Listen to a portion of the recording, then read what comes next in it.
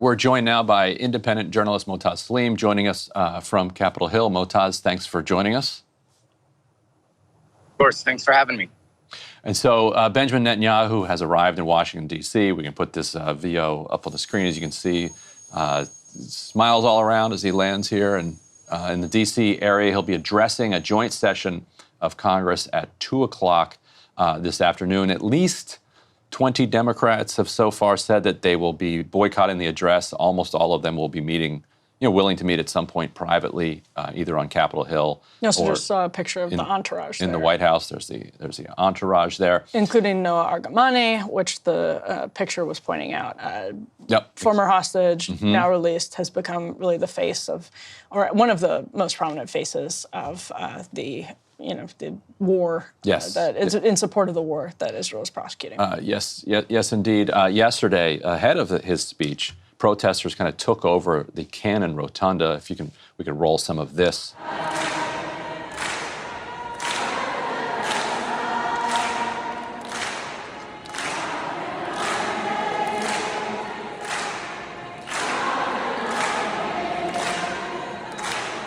So Moataz, you were there at Cannon yesterday. Can you tell us what the demands of the protesters were and what the mood was there? The demands ultimately are for a permanent ceasefire in Gaza, as well as a arms embargo on Israel, as well as it was very emotional in the sense that you could tell people really don't want, for very justifiable reasons, Netanyahu to speak or to even have been invited. But ultimately, I think the central demand is an arms embargo and to bring an end to the genocide. And you're on Capitol Hill right now as the Capitol Hill police and other law enforcement have prepared with what looks like the leftover fence from the January 6th barricade that they put around the Capitol afterwards. So tell us what the mood is like there, what you're expecting to see today, and if it's groups like Jewish Voices for Peace, which is who we saw yesterday and who we just saw in that video. Basically, what's happening outside the Capitol in the morning of Wednesday as we're talking to you here? Yeah, so right now it's around 9:30. It's still like there are people congregating. There's this sort of central area. We are on Pennsylvania, kind of a few blocks out of the Capitol. So there's a central area where people are kind of planning to meet, and the actual meeting time is 11 o'clock. And so you have like a medical tent, you have a lot of water, supplies, signs and whatnot. And people for now are just meeting. I know that there was a protest in front of the Watergate happening earlier today as well, because that's where Netanyahu and his whole entourage is staying. Do you expect any lawmakers to come to the protest today? If so, who? None that I know of so far. And what are you hearing from Democrats about how they're handling the decision by Democrats and Republicans to invite him here?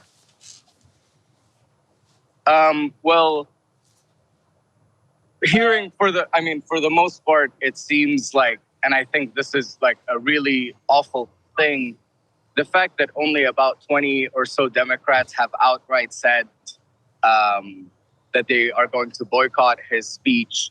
And, you saw, for example, Representative Nadler gave a whole statement about how Netanyahu is this worst possible human who's responsible for the atrocities and whatnot. Is it worst leader in Israel for 3,000 years or something? Yeah, worst leader in Israel for 3,000 years, but I'm still going to attend it. And it's really I run out of words, especially as someone Palestinian, of how much cover they're giving him. They're trying to rehabilitate his image. They have police forces coming from, they got NYPD coming in. They got all of this effort just to protect him when he is really just the man responsible for a modern day genocide. It's really awful.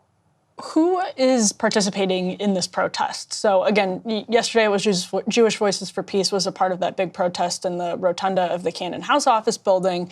I think that's an important component, obviously, of how people will interpret what's happening outside the Capitol.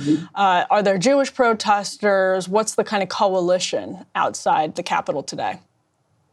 I think it's really a mixture. There's a variety of different contingents. I know there's going to be a Jewish contingent here joining the protest. You have sort of Palestinian-led organizations. You also have a lot of labor organizations that have mobilized in order to join the protest today, because influenced a lot by labor organizing in Palestine, which has been putting out a lot of calls, a lot of messaging to pressure organizations at all levels to not just boycott Netanyahu, but really put the pressure on Israel to put the pressure on the U.S. to actually implement an arms embargo on Israel, because that's kind of the main leverage we have. But to answer your question, it's a variety of many walks of life and different backgrounds. Let's just quickly put the element D4 up on the screen, since we just referenced it there. 7 major unions just sent a letter, this is July 23rd, so yesterday, to Biden, calling on him to immediately halt all military aid to Israel ahead of Netanyahu's visit to Washington. So that included the SEIU, the UAW, and some other big unions.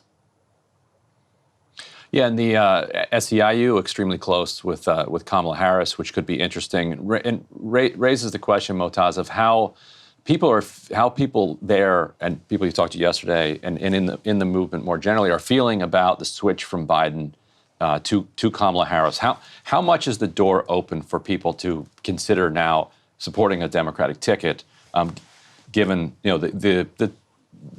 the complexity of this question, because Harris is part of the Biden-Harris administration. She's also represents potentially a new path forward. Where are people coming down on this?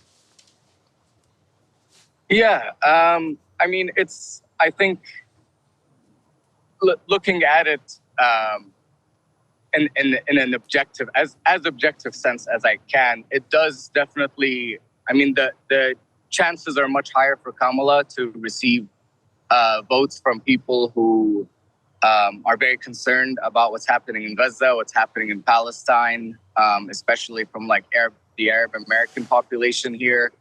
That being said, I think this is anecdotally speaking. I mean, my understanding from a lot of Palestinians I've talked to and Muslims is they want to see first what if she is actually going to change any of the policies that Biden has kind of toed so far, because Biden has pretty much given a green light to Netanyahu and his administration, despite all the different, God knows how many red lines for different things there have been that Netanyahu has passed. And then really there was no consequences for any sort of the atrocities, the massacres, the war crimes.